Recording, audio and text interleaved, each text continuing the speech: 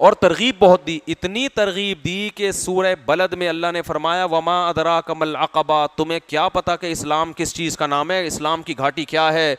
فک رقبہ، اسلام نام ہے انسان کو غلامی کی طوق سے آزاد کرنا، اسلام اس کا نام ہے۔ اقدر علیک منک علیہ، اے ابن مسعود جتنی تجھے اس غلام پہ طاقت ہے نا، اللہ کو تم پر اس سے بھی زیادہ طاقت ہے۔ تم اس کی غلطی پر اس کو مار رہے ہو تو یہ سوچو کہ اللہ تمہاری غلطی پر اس سے بھی زیادہ تم پہ طاقت رکھتا ہے۔ تو یہ نبی نے کس کے حقوق سکھائے؟ غلام کے۔ عبداللہ بن مسعود نے دیکھا جب نبی ہیں تو فرمایا یا رسول اللہ اس کو میں نے اللہ کے لیے آزاد کر دیا۔ اللهم صل على سيدنا محمد يا رب صل وسلم دائما ابدا على حبيبك۔ غلاموں کو آزاد کرنے کی بہت زیادہ فضیلت بیان کر دی، حتیٰ کہ کچھ سزائیں ایسی ہیں جن میں حکم دیا کہ تمہیں بطور سزا کے غلام آزاد کرنا پڑے گا۔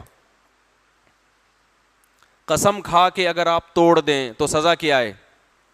غلام آزاد۔ اب کتنے لوگ قسمیں کھا کے توڑ دیتے ہیں، کفارہ کیا ہے؟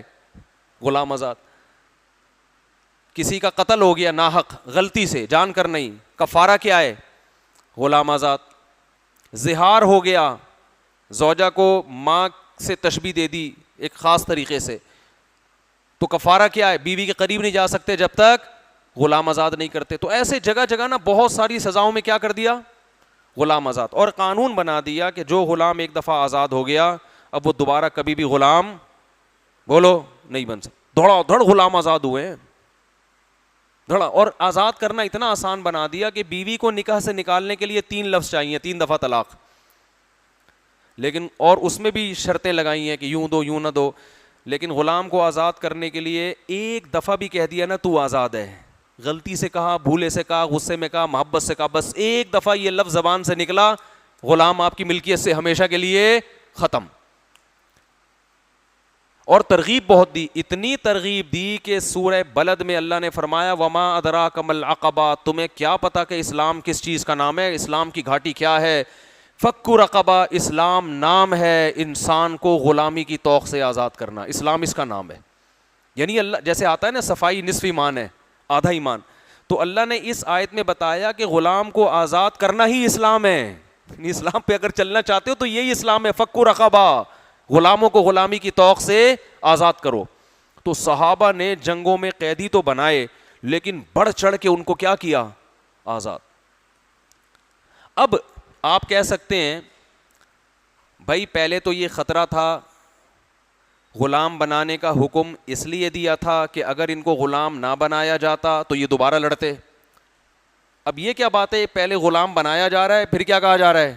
آزاد کرو، ترغیب دی جا رہی ہے کیا کرو؟ آزاد۔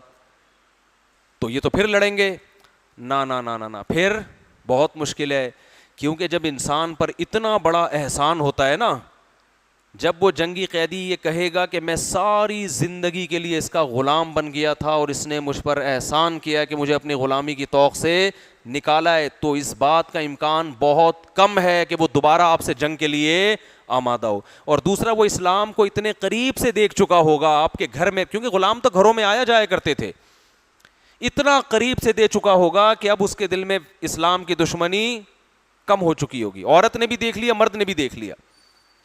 تو اس زمانے میں اس سے بہتر پیکج جنگی قیدیوں کے لیے دنیا میں کسی کے پاس نہیں تھا۔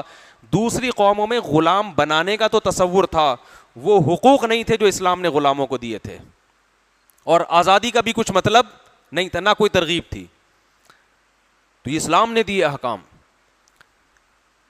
تو اس کا فائدہ کیا ہوا؟ اب دیکھیں حضرت عبداللہ بن مسعود ایک دفعہ اپنے غلام کو مار رہے تھے کسی بات پہ نا، وہ اطاعت نہیں کر رہا تھا، آپ صلی اللہ علیہ وسلم نے دیکھا، فرمایا للہ اقدر علیک منک علیہ، اے ابن مسعود جتنی تجھے اس غلام پہ طاقت ہے نا، اللہ کو تم پر اس سے بھی زیادہ طاقت ہے۔ تم اس کی غلطی پر اس کو مار رہے ہو تو یہ سوچو کہ اللہ تمہاری غلطی پر اس سے بھی زیادہ تم پہ طاقت رکھتا ہے۔ تو یہ نبی نے کس کے حقوق سکھائے؟ غلام کے۔ عبداللہ بن مسعود نے دیکھا جب نبی ہیں تو فرمایا یا رسول اللہ اس کو میں نے اللہ کے لیے آزاد کر دیا۔ بہت آزاد ہوئے، بات بات پہ کیا ہوتے تھے؟ آزاد۔ آپ نے فرمایا اگر آزاد نہ کرتے تو اس بات کا خطرہ تھا تمہیں جہنم کی آگ چھوتی۔ یہ چیزیں آپ کو غیر مسلموں میں نہیں ملیں گی. ان کے پاس پھر باتیں ہیں اسلام پر اعتراض. جو ایتھیسٹ ہے نا وہ بھی اسلام کے غلام اور باندیوں کے نظام پہ صبح و شام پھینکتے رہتے ہیں, بولتے رہتے ہیں اسلام نے یہ کیا, اسلام نے باندی بنائی, امریکہ نے آ کے غلامی کے نظام کو ختم کیا. وہ کہتے ہیں آج امریکہ نے ختم, یونائٹڈ نیشن نے ختم کیا ہے صدیوں کے بعد, اسلام نے تو ختم نہیں کیا تھا. او بھائی آپ جو جنگی قیدیوں کے ساتھ اب تک جیلوں میں سلوک ہو رہا ہے نا, ذرا ان کے حالات کو جا کے دیکھو تو آپ کو اسلام کا حسن نظر آئے گا.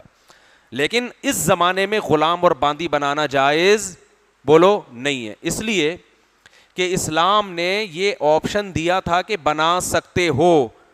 فقہا نے اس کی پوری ڈیٹیل بتائی ہے کہ یہ اس صورت میں جائز ہے جب دنیا میں اس کا رواج بھی ہو. اگر رواج نہیں ہے یا آپس میں ایگریمنٹ ہو جاتا ہے کہ ہم کسی کو غلام یا باندی نہیں بنائیں گے, تو پھر اس ایگریمنٹ کی پابندی سب پر لازم ہے, کیونکہ یہ واجب حکم نہیں ہے, یہ جائز حکم ہے. سمجھ میں آ رہی بات؟ تو اب پوری دنیا نے, ملکوں نے ایک ایگریمنٹ کیا ہوا ہے کہ ہم کسی کو غلام یا باندی نہیں بنائیں گے. تو سب کا, جتنے بھی معتبر علماء ہیں, سب کا یہ فتویٰ ہے کہ اس ایگریمنٹ کی پابندی بولو ضروری. ہاں اس کے جو سائیڈ افیکٹ ہو رہے ہیں وہ ساری دنیا کو پتہ ہے کہ کیا ہو رہے ہیں. باندی اور غلام نہیں بنتے, لیکن وہ جنگی, آپ کو ایک ابھی نندن نظر آ رہے ہیں نا کہ چائے پلا کے عزت سے رخصت کر دیا, لیکن دنیا میں بھائی سارے ابھی نندن جیسے خوش قسمت نہیں ہوتے. آپ کو پتہ ہے یہ جو جنگی قیدیوں کے ساتھ یورپ میں سلوک ہوتا رہا ہے, آپ یوٹیوب پہ سرچ کر لیں, ایسا بھیانک بدتر, بہت سی میڈیسن ان پہ قیدیوں پہ تجربہ کر کے بنائی گئی ہیں, ٹھیک ہے نا, ان کو بھینٹ چڑھایا ہے, اس کے ٹیکے لگا لگا کے چیک کیا اس پر اس کا اثر کیا ہو رہا ہے. ایسا سلوک ہوا ہے.